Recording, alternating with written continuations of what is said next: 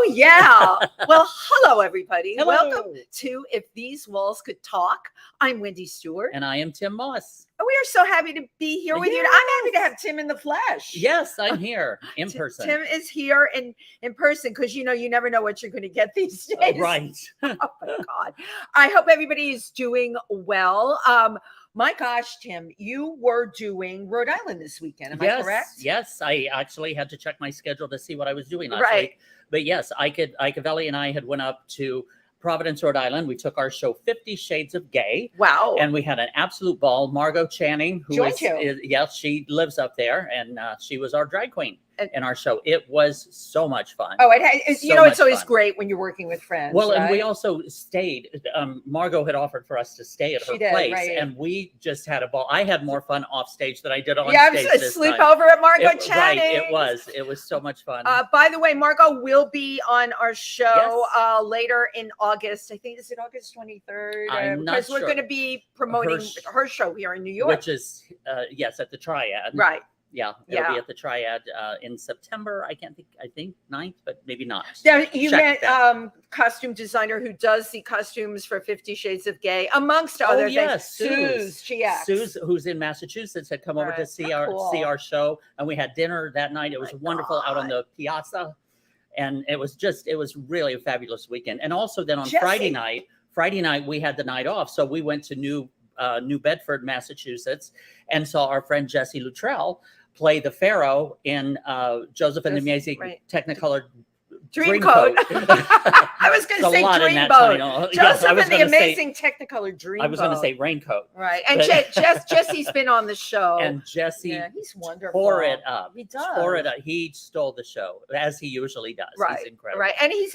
so we got to hang out with him that night. And it was a wonderful, glorious weekend of reconnecting with friends and seeing some shows and doing some shows. And I mean, I couldn't ask for more. And more would be, I got to do the Imperial Court of New York, the Christmas in July show, which was really a lot of fun. I introduced a new number about my muff. Yes. And that's all I'm gonna say. But I think I saw a little bit of that. Jed posted the muff video. But once again, we raised money for the Housing Works and Bailey House. It's always really great to be able to use your talents to raise money for other groups. So and then last night I had rehearsal for Reunion.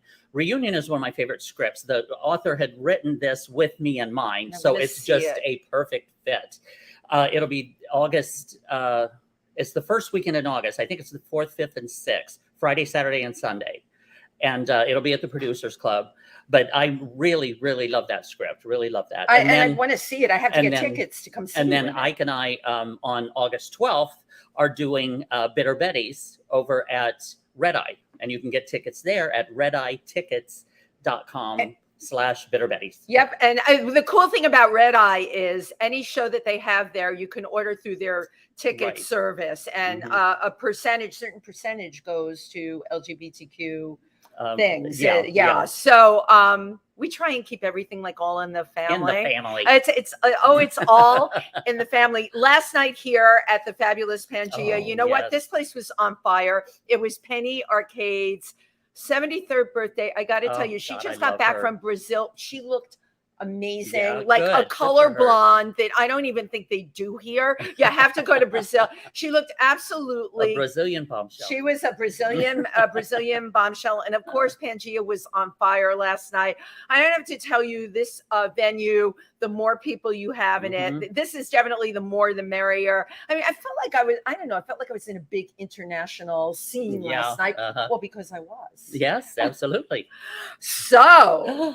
I'm very excited about today's guest because, speaking of international, I happened to meet her at the Explorers Club and at the bar. I was introduced to her by a wonderful friend who's a member there, Renato. And he said, you need to talk to this person. So I start talking to her and she tells me she has this amazing book. And she also tells me about the other careers she's had, because all of us wear so many hats and have had so many careers. So today's guest is here to help all of you bring out your inner magic. Okay. Absolutely. She is the author, along with Chris Wilson, of The Green Witch's Guide to Magical Plants and Flowers. And I just love this little byline right here. Love spells from apples to zinnias. Can you believe that? I bet most of you didn't even know that. So please welcome our guest today, Susan Ottaviano. That's right. Who's going to show us how we all need a little bit more magic in our lives, right. girl. I would second How's that. that? Okay, are we all in? Here. We're all in. Are we cozy? We always get cozy. Susan on this. Ottaviano. Ottaviano. Nice to see you. Really great This to is our see new you. book. Your Yes. beautiful book. Well, thank you for, first of all, being with us today.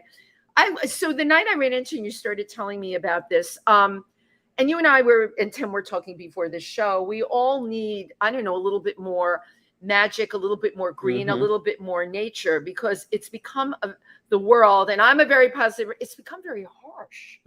And what's so beautiful about the book that you did is not only the recipes, but it's the use of green things. How did you discover that you had a talent for creating these recipes? Well, I think with my partner, Chris Young, we were looking for a project to work on for a while. And he is an expert gardener, and I'm an artist, and Love it. also a recipe developer. And it started out as just a little idea that we were going to do a book about, maybe we were just going to do like, drawings of like one flower or something. I'll show you. Yeah. And please, I want to hold like, these illustrations we were up there. going to these just are do gorgeous. one flower and say a little something about it, a little couplet, a little incantation.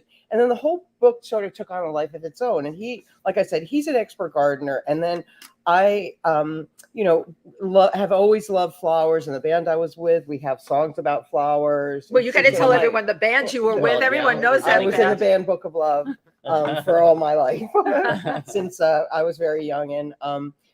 But we all have an art background in the band as well. So that's how Chris and I wanted to do a project. And then we also moved into the idea of green witchcraft, which is really about using plants and flowers for healing and for grounding, and to sort of help yourself in that way. And But you can use them for other things too that don't have to do with healing or grounding. yes, of course. But we're right. No, your book is all. I love that it's Yeah. green. I love that it's about goodness. It's about Right. using Yes. the goodness of this beautiful earth that we're on. Yes, and then how you can we have this thing called magical mindfulness, and that's really just talking about how you can, what we were talking about earlier, make yourself feel better through rituals. And we have lots of tea recipes. And, oh my God, tea! How comforting is tea, right? Yeah. There's when you have tea and the flavors, dandelion, raspberry, they all have different kinds, as you know, medicinal purposes. A lot of the teas and simple things that you can do with them, or Right. even just put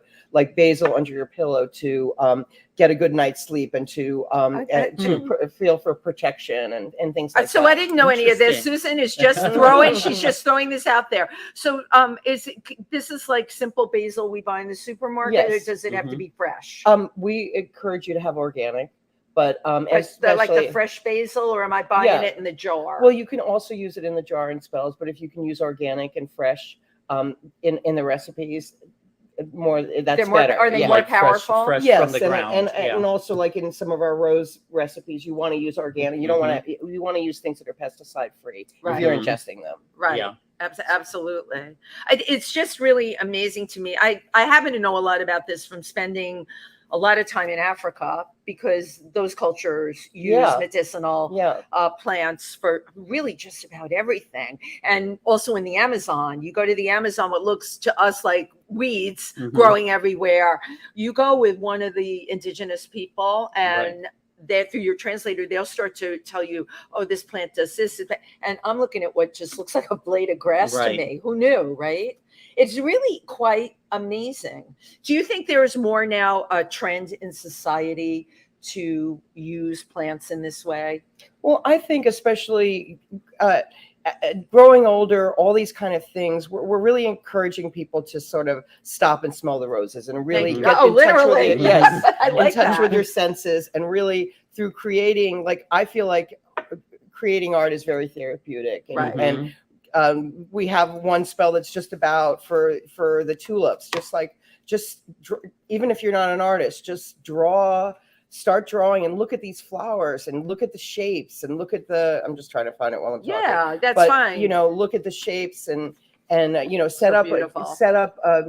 like some flowers and look at them and observe and the textures, and it's just really grounding and calming and relaxing to do that kind of thing. It's funny because you said earlier, wake up and smell the roses, and until I started reading about the book, I didn't really think of that. Like tulips have an actual something they represent.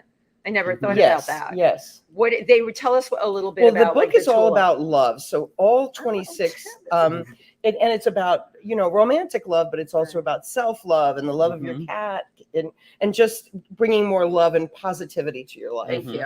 And which starts in the soul. Yeah. And it's that kind of thing. So everything. So other plants like basil is for love, but it's also for protection and luck and different things like that. And some of these rituals can really bring you to, like right here with this tulip oil. It's a face oil that we made that with tulips and rose petals that protect my heart. Tulip oil. Yeah, and just the ritual, the act of making these things. It's like cooking with love, like the old idea of cooking with love. The secret ingredient that really brings more to your recipes. Right. Well, it's also it's more than just cooking, or you're basically combining or blending different things from the earth together for a specific purpose. Right. And I think your question about it's like a Japanese tea ceremony. Yeah. It like bring the rituals are bringing. You're saying is it more popular now? I just think we need it more in our lives now. We need to find a way to feel more grounded. Well, again, what especially Americans anyway are ingesting in their bodies, all the preservatives, the fast food, the almost like plastics in a way. It's almost not even food. And what that is doing internally and externally and emotionally and spiritually and all of that. And I would love to get back to a more natural green, what is it? The magical plants and flowers. And there's a lot of things, like you're saying, in this country, we don't really believe in relaxing that way. There's a lot of customs in other cultures where they relax after dinner and they have ways that 2 hours. We're like up and out the door after, or eating a burger through drive-through, or just lighting candles, or why incense is centering you and just making you these rituals. They feel good. You know what I mean? And we need to find ways to, that's what mindfulness kind of means to me. It's to get back to who we are, and really what Tim was saying about reaching down into your soul and accessing it. It's interesting to me because you got me on a train of thought when COVID happened. How ironic, one of the symptoms, people lost their smell and taste. I was one of those people. Did you really? And I became part of a group of very legit researchers in the UK that took people from all over the world, and they developed, and these oils, what they called a smell kit. You didn't need to get it. You could go buy it. I have a store in the East Village. Like it was teaching you how to smell again? Essential oils. So I talked about it with my doctor when I went for my physical this week. What it did is when those nerve endings COVID was such a weird thing. It's still such a weird thing. It burnt out your nerve endings, which is why you lost your smell and taste. And in my case, and many people, I called it the dirty sneaker smell. I would smell like something that should be fragrant and lovely. It would smell like dirty sneakers in a locker room. That's the only way. Right. So what these people came up with, the oils, lemongrass, peppermint, rose, and there was one other, it was 4 essential oils. And you literally had to just take the bottles, open them, like this 4 times a day. Wow, that's really interesting. And everyone in the group, we all started to get our sense of smell and taste back at the same time. Wow. The other side of the coin to that is there's still people that are going to, not endocrinologists, endo people that do smell and taste, doctors. Yeah. They still don't have their smell and taste back. So there's so much to be said for the organic qualities and what your senses mean, how you experience pleasure. That's what scent and perfume is. It reminds you, it gives you a memory, it gives you a sense memory, and also stimulating your creativity. I mean, I think for me that's a big thing about, I was saying to you, getting into your flow stage. what inspires you, what excites you, right? Right. What floats your boat, as they say. So I love the concept of basically getting back to nature. Yeah. Because especially in America, we have tried to remove ourselves from nature, and so many do not even consider us part of nature anymore. And which we are part of the animal kingdom. And I love this concept and just all of the variations of mixtures, of combinations that you put together in this book. It's brilliant. Well, you might take you might make a lavender water and clean your doorstep with it every month. People have monthly rituals where you clean your doorstep and to let some good energy in and all that kind of the whole ritual of the idea. It does really it centers you. I think you know what I mean. So too. Well, I just opened up. I like to do that. It's kind of like tarot. Yeah. When I get a book, I'll just open, and I'm sure that that's the universe telling me that that's where I need to be. Magical properties of rose petal love soap. Rose equals love, luck, protection, healing, and love divination. Oh God. Divination. Thank you, honey. Almond oil, prosperity and wisdom.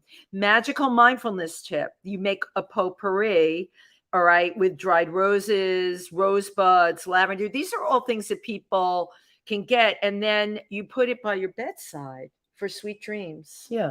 Wow.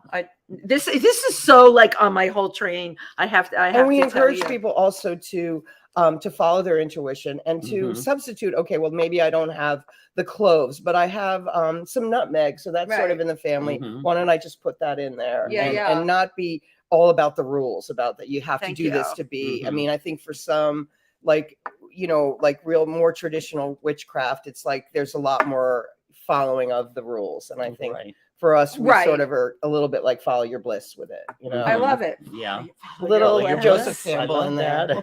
So you co-authored this with Chris Young.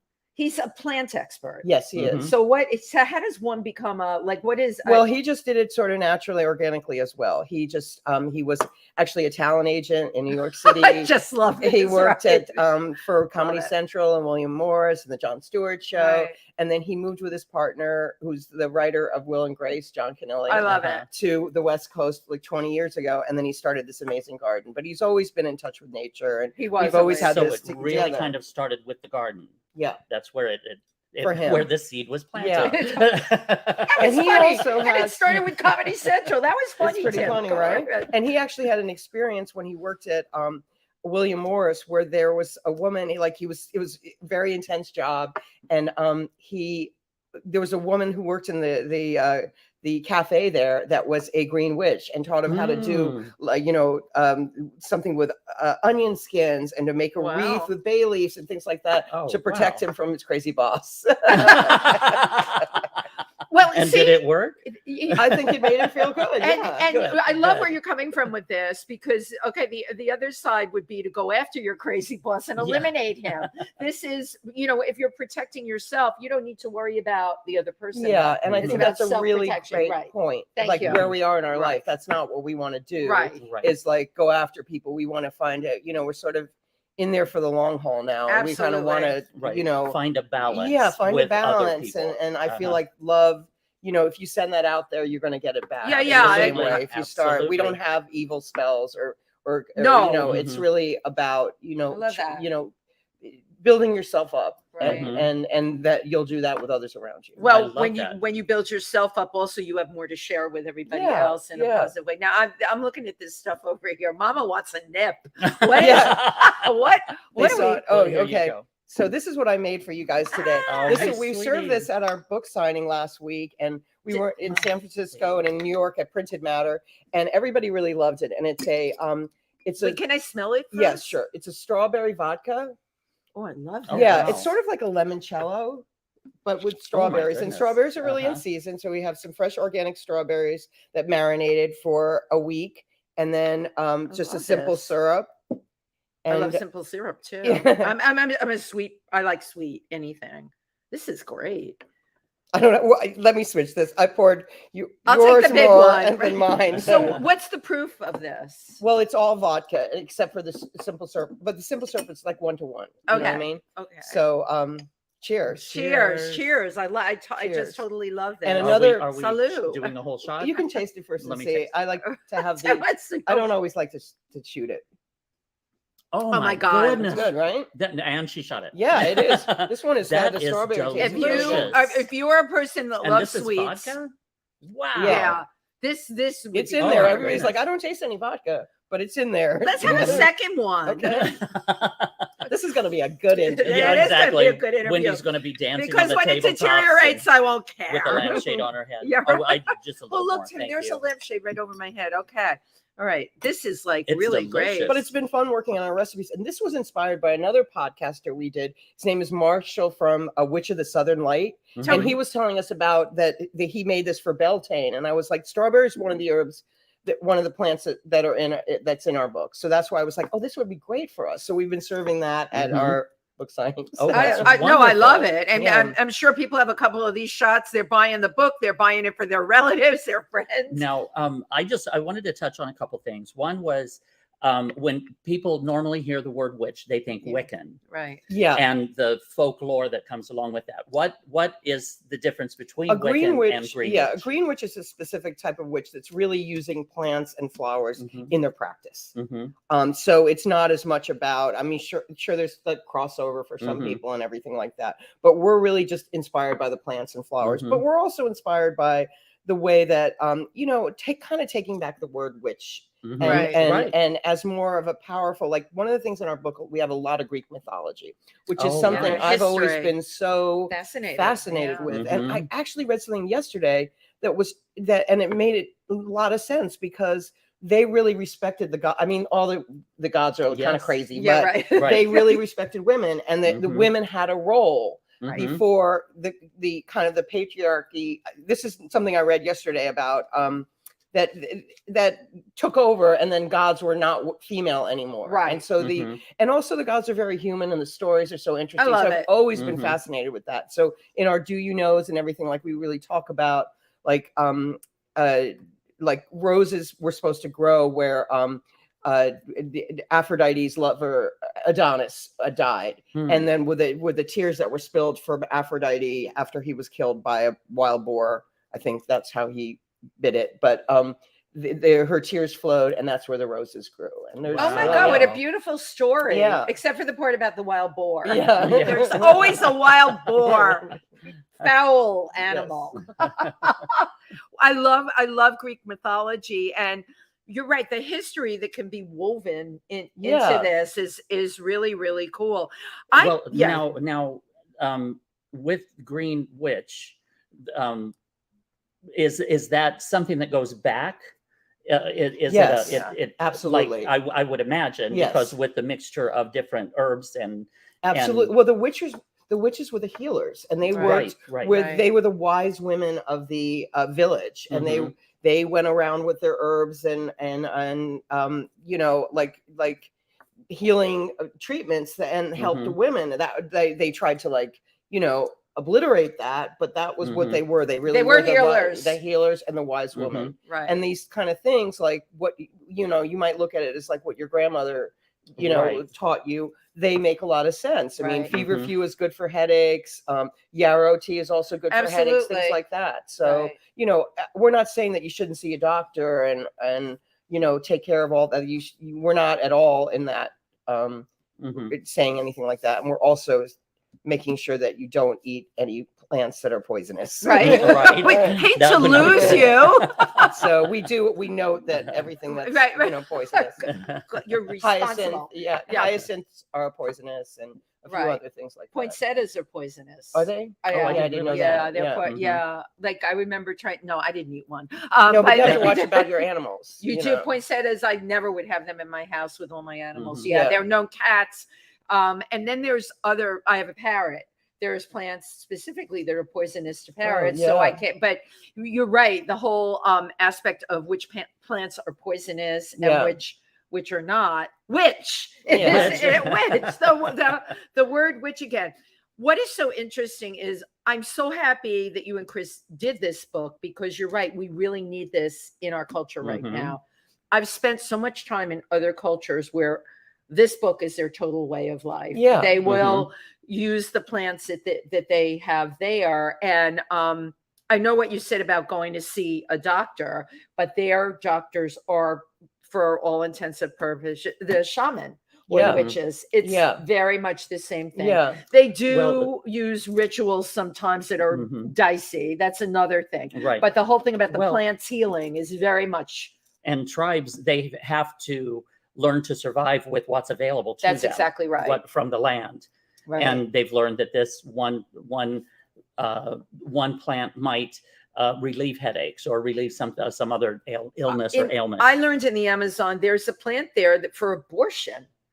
Right? That totally works. Now, to me, it just looked like a clump of green growing with another clump. But I learned that from the shaman. And I mean, that makes total sense. Right. But the fact that you can do that, and interestingly enough, you said, you're not telling people not to go to the doctor or anything, but our drug companies here have spent time now in the Amazon to duplicate synthetically the very things that we're talking about that are in. Well, we're also talking about Eastern medicine versus Western medicine. Right, exactly. And then there should be something that comes together a little bit more. If you've had acupuncture or something, you see how much time that they spend with really trying to figure out what's going on with your body. Yeah, it's really. Now I'm wondering.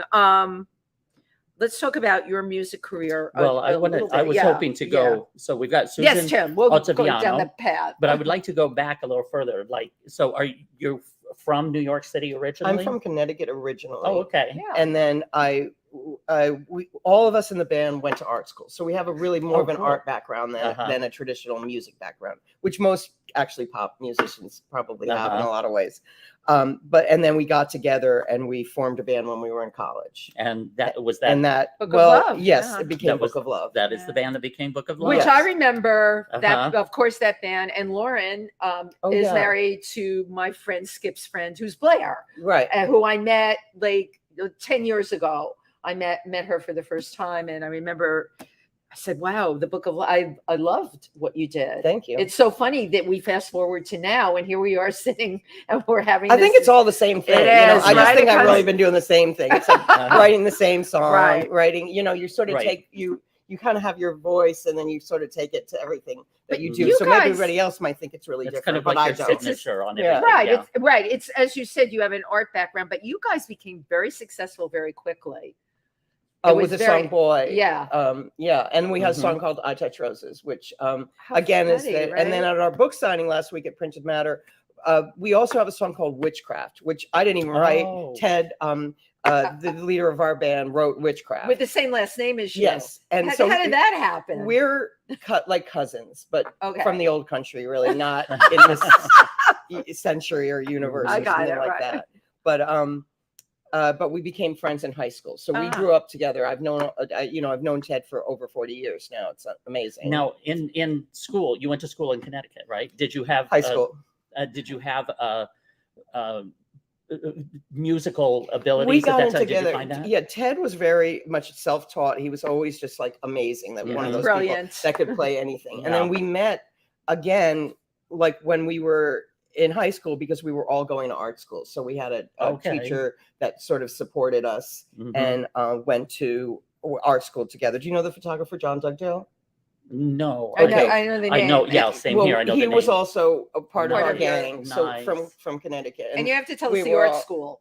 Oh, it's called University of the Arts now. And then Jade and I from the band went to PCA, that was called then Philadelphia College of Art. Okay, it's called University of the Arts now. And then Ted and Lauren went to School of Visual Arts in New York. SVA. SVA. Okay, yeah. So then we got together here and we started the band, and we were signed to Sire in like 85.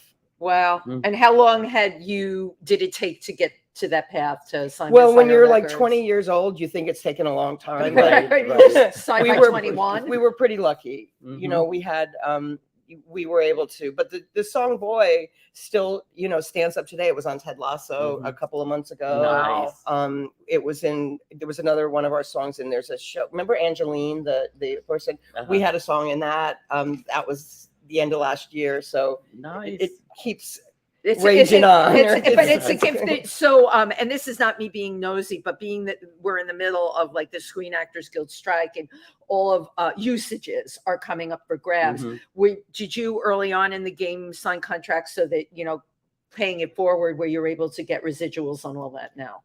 I think that when you sign a deal when you're 21 years old, it's not the greatest. Let's put it that way. You know what I mean? Right. So and I get residuals from that. You get some things. You get some hopefully, from at least publishing, we'll get more. I do think though, Tim, now we have a lot of wonderful performers on this show, and we've seen them live, and it is so hard. Everyone's dropping something on Spotify these days. They're all great, and the opportunities to make the move like you did, I think they're really less and less. There seems to be a lot more places to do things, but to actually, at the end of the day, have the kind of success that Book of Love had, it's very, very hard now. The record companies were sort of like the studio system of the old days. So when you had to kind of jump through these certain hoops to get the opportunity. You couldn't record a song if you weren't on a major label. You couldn't afford the studio. You wouldn't have access to those things. So it sort of eliminated other people. Now everybody's on the same playing field, but then it's harder. It's harder to get things to break on TikTok and things like that. Absolutely. Some of them are just crazy that, the books that are, their fans do so. I guess it's the way it always was, just in a different place, Yeah. Well, our guest is Susan Ottaviano. Ottaviano. Noah, please do. And we're going to take a look at one video called Pretty Boys and Pretty Girls from the Book of Love. Yes.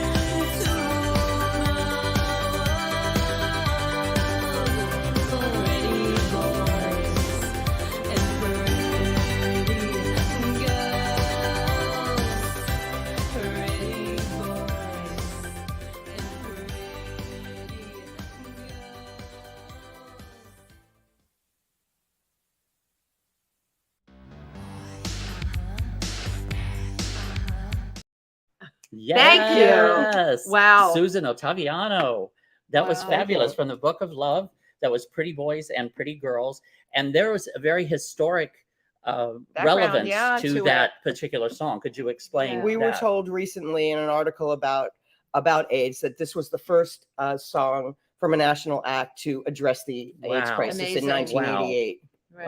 Wow. Thank you for that. Thank you. Yes. Because it was, like it said in there, silence is equals death. Right. And so it was because mantra. people were not talking about it. Yeah. And so many were not. And just the fact that you included that in the song was and revolutionary. we were just mentioning that I think they wanted us to downplay it. Right. So I think through the silence, just the silence equals death, and find a cure was the only way we could sort of do it. Right. Because it actually just addressed the people who understood what that was at the time. That is a very good It's point. like this little secret kind of thing, and like very cryptic. That's the way that you had to. Music is a lot different in that time period. You had to be cryptic. You couldn't be overt. That's because the big corporations or the big music or record companies were the ones that were controlling it. Right. Mm-hmm. And they were afraid if it was going to backfire. Or, you had to get your videos on MTV at that point. My God, you really go, absolutely. That was where you wanted to be. And this was at a time, really, as music videos were just becoming to form or beginning to find their place in American society. And so thank you so much for doing that. It's interesting to me that this video was made 1988 or 89. Okay, so late 80s. AIDS was raging. I think all they had out at that point was AZT, which was killing What year everybody. did Reagan finally say the word AIDS? Do you know? I don't remember. It was right around. It was around that, but he was responsible. Those words that ACT UP used their symbols for silence equals death was directly Reagan just like completely ignoring the same way we did in the last administration when we had COVID, right? It was called the Chinese virus. Like it had nothing to do with here. Except how many millions of Americans were killed. Well, did you happen to see the Rock Hudson documentary? I Yes. haven't seen that yet, but I've heard. Amazing, and it really brought back a lot of moments like that.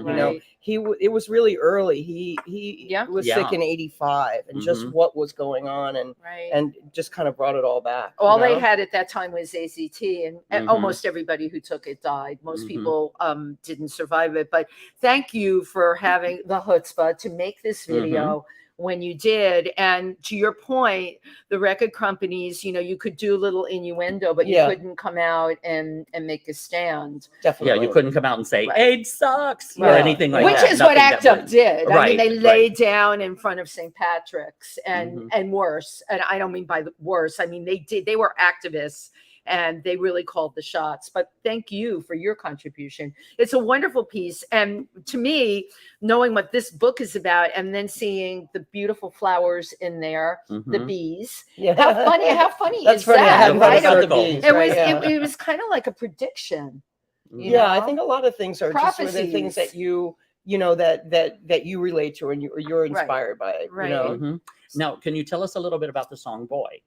So again, it's another song that sort of speaks to today, where it is about gender, and it was the first song that kind of broke it for us about a girl that wants to be a boy. But we really became a gay anthem, and people still to this day come to me and say, that song changed our.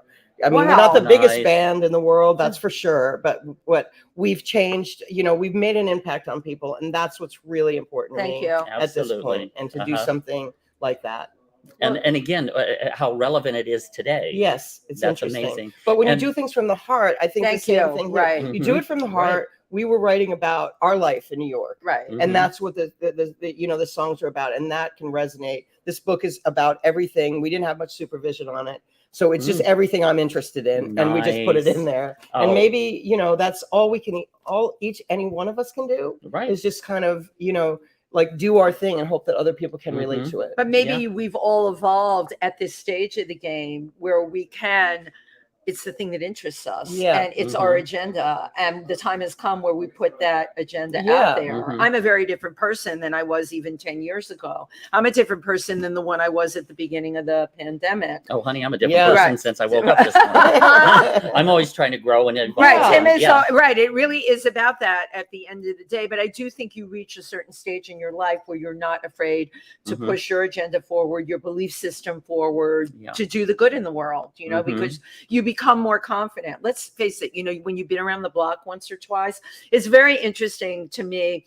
When I compare myself to you, because we were here at the same time, I was behind the velvet rope at Studio 54. My goal was just to get into Studio 54, which I did, and I became one of the key people that was there. I had things written about me, but you were on like freaking tours with Depeche Mode. Yeah. I was like, Mark, can you let me in?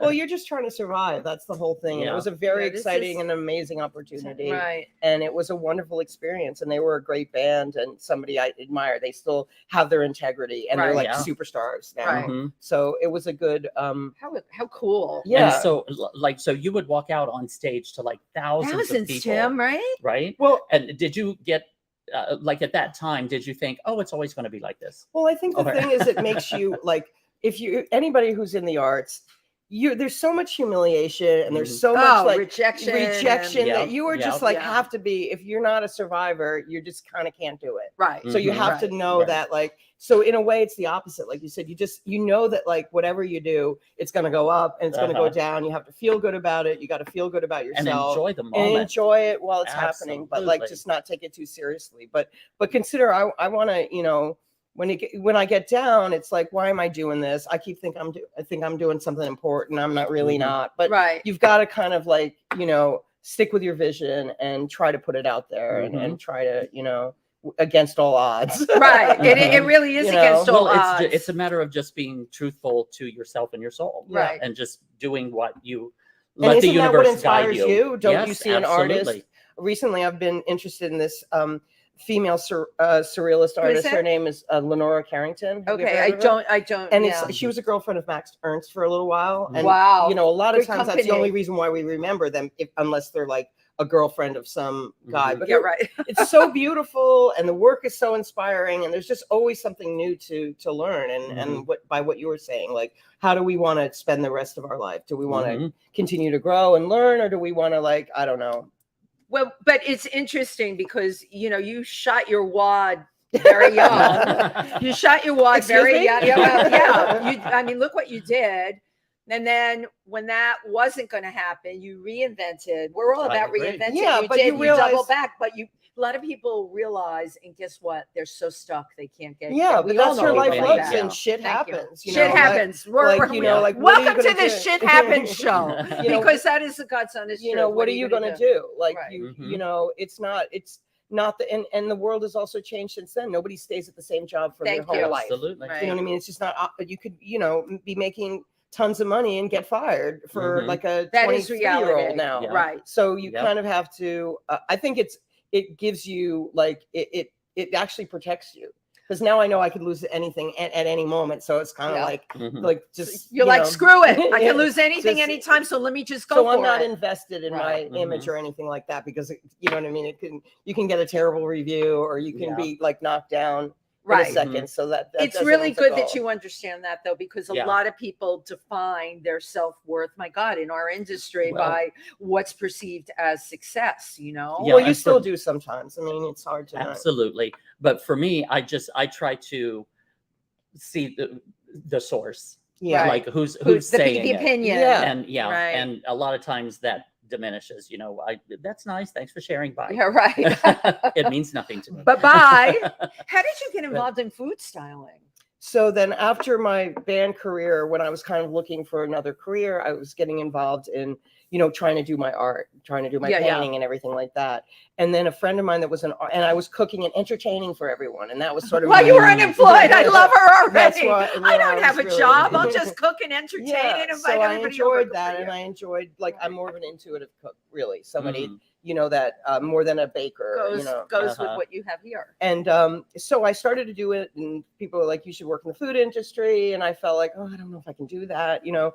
And then I had a friend that was an art director my friend Ethan, he became the art director at Out Magazine in say the 90s, mid 90s or late 90s. And they were starting a food page and they were like, would you like to do this? And I'm like, sure, I don't know what I'm doing. And then it started to be, it just started and I worked with this photographer and she was like, well, if you want to do this, you got to know what you're doing. You got to learn more. And I did.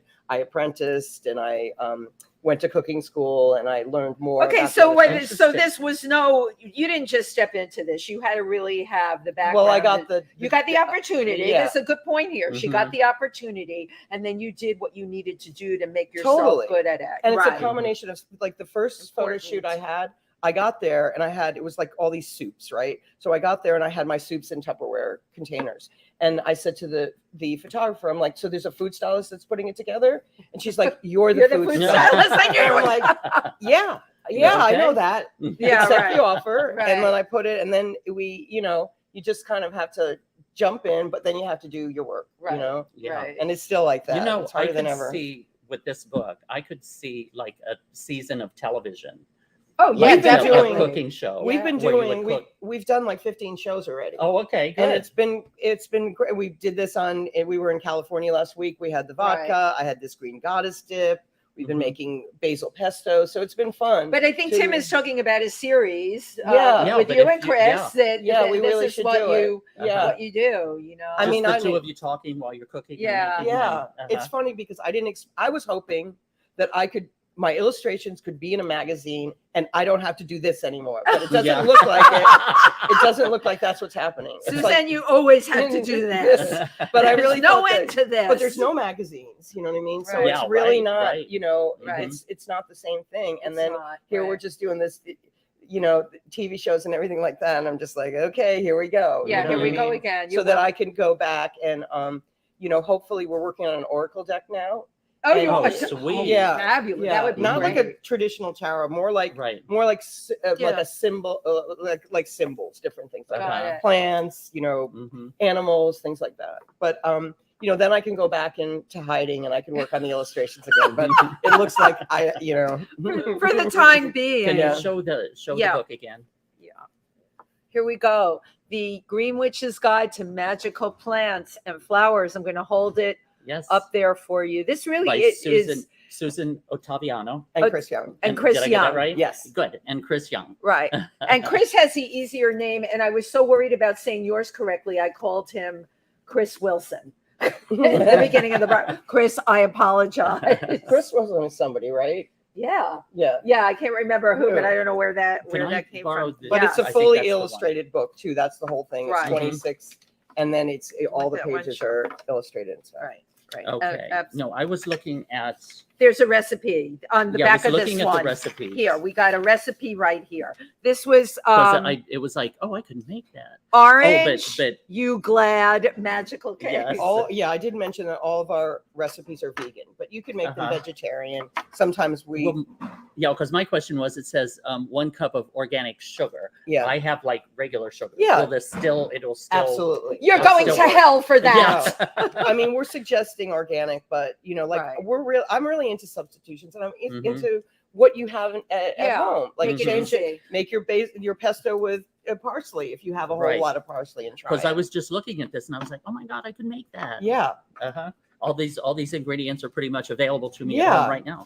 And then we made these candied violets for them too. With those have to be great.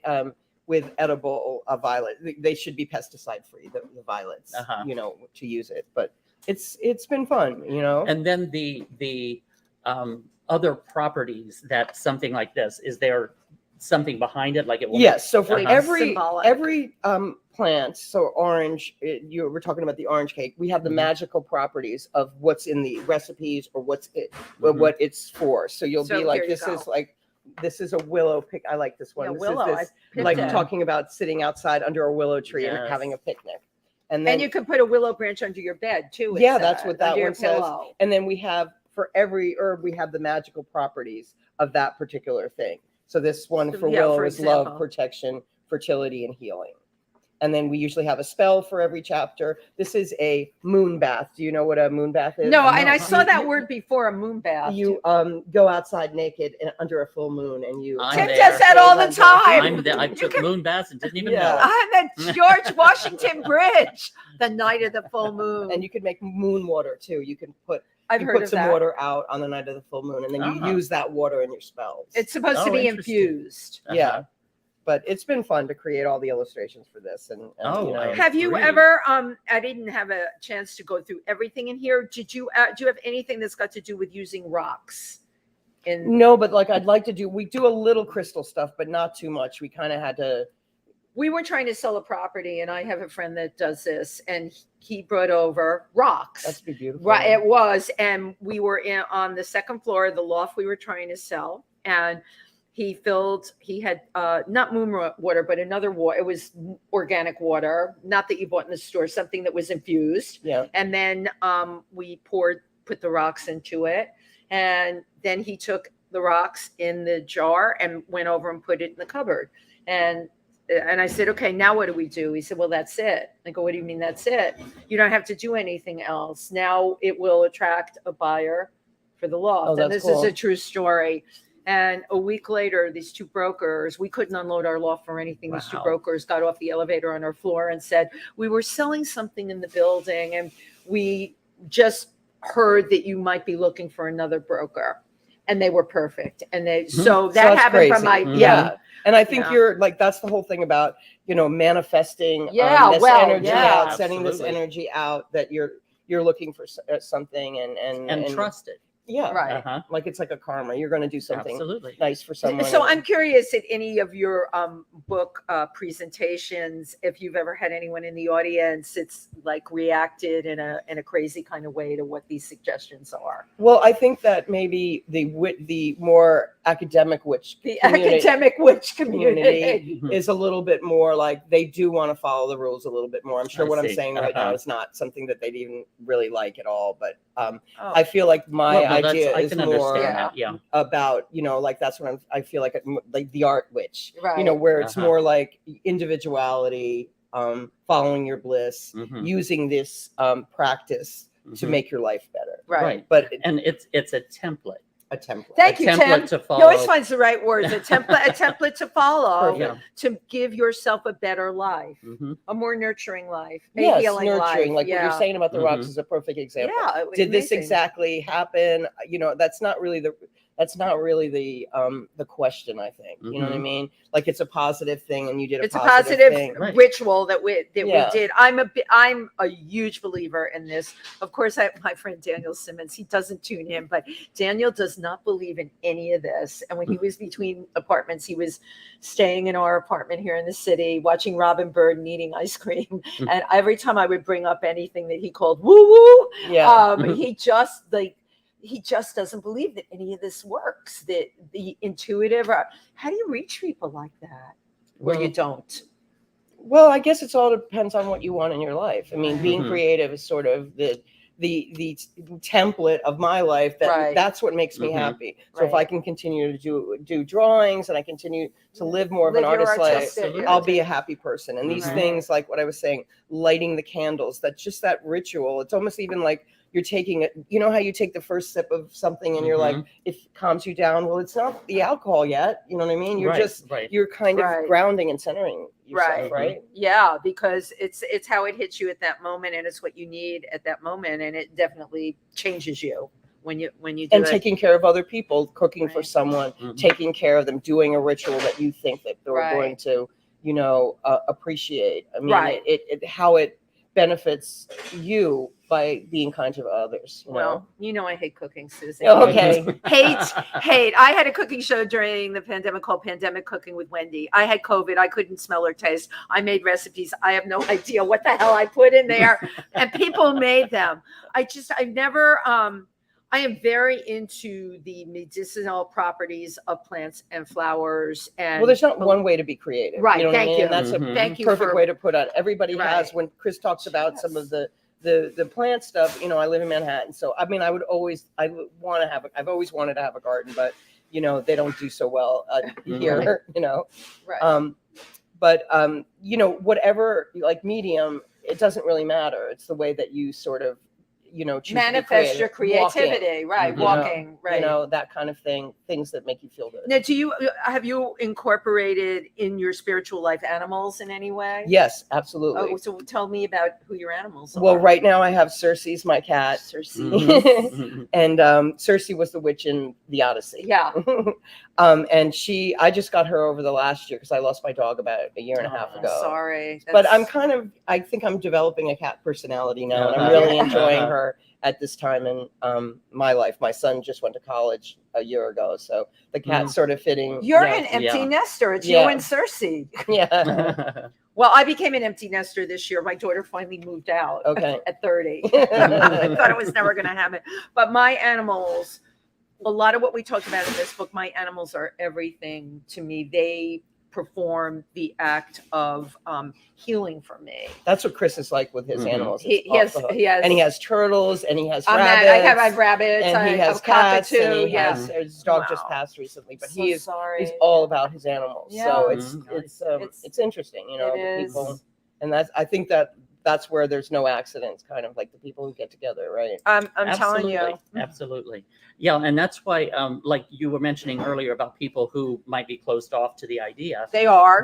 It's up to them. It's not up to me to open this person up. They're the ones that can make the change, and all I can do is just present it, and they can take it or leave it, you know? Although I have found, and I bet you will agree with this, I now at this stage in my life have surrounded myself with people that they don't have to have the same belief system as me, but they have to have similar sensibilities and similar spiritual self to me right now in my life. I can't deal with the other stuff. I think I'm a weird person. I mean, I do things differently than you fit right in. That's why you're on this show. We specialize in having weird people come on the show. It's good to figure out what's important for you at this time, at that moment in your life. What makes you tick? And again, surround yourself with people who are supportive of who you are and what you're doing. Yeah, exactly. So what's next for you? Well, we have a couple more book signings coming up, and I'd like to do more Instagram Live and some things like that. We've been doing stuff on our and we're going to do the Oracle deck. Is what I think that's great. I'd like to get. Chris is almost finished with it, and I haven't even started. That's yet. great. I want to do a lot of research because if you do that and you show up with the book is beautiful, and then I could see it, the matching Oracle deck, and people can come and get a whole package. What a beautiful thing for them to have, or to give as a gift to someone. This has been such a gift. Like we're getting it for people. A friend of mine who didn't even know that I did the book, he was gifted to it by a friend of his who said he would like it, and that something like that means so much to me. You know that it is kind of a healing book in that way. And so it's also really unique. Yeah, it's been really fun to make. I mean, we don't know how these things are going to do or whatever. That's not why we do them, though. But it's certainly something that I would like to have, and I'm a big book buyer. I don't know if you are, if you like to have these beautiful things. I like the touching of a book. Okay, I'm not a Kindle person. Oh, here, I need this stress relief spell in love. Well, I just need a stress relief spell. So here you go. You know, sachet. Again, basil is a big one. Yeah, it's a really big one. This is one where you put it on. We have it here on the cauldron, but you can cauldron too, or just put a little charcoal. They have these little charcoal pieces that you put in, and put the basil on the fire, and it's what is this one to do to calm stress? Relieve any stress in a relationship. If you're having any stress in a relationship. Now, does this have like an incantation that you have to say with it? We have a few. We have an incantation for every chapter, and they're just like really kind of like sweet little verses. Like this one: basil, basil, fresh and sweet, allow two angry hearts to meet. So we have that, and some of them have more incantations and spells for different things that we have. Is that a pasta one? Wait, go back. Wait. Basil I love pesto. This is our pesto. Yeah. So basil has, and like I said, basil's also for protection and luck, and it's definitely a good thing. Basil is also, here's another one I like. If you're ready and available for love, you put a basil plant on your doorstep, or if you live in the city, if you live in the city, put it on your roof. You can put it on your roof or any sort of outside your window. There you go. And you're ready for love. On the fire escape. Right. Easy peasy, right? Absolutely. Oh my God, Susan. Yeah. Ottaviano. Yes. Yes, I'm getting better. Gorgeous, right? He's getting thank there. you so much. Now, Thank how you can so people much. Yeah. find out more about you and about the book? You can buy it wherever books are sold.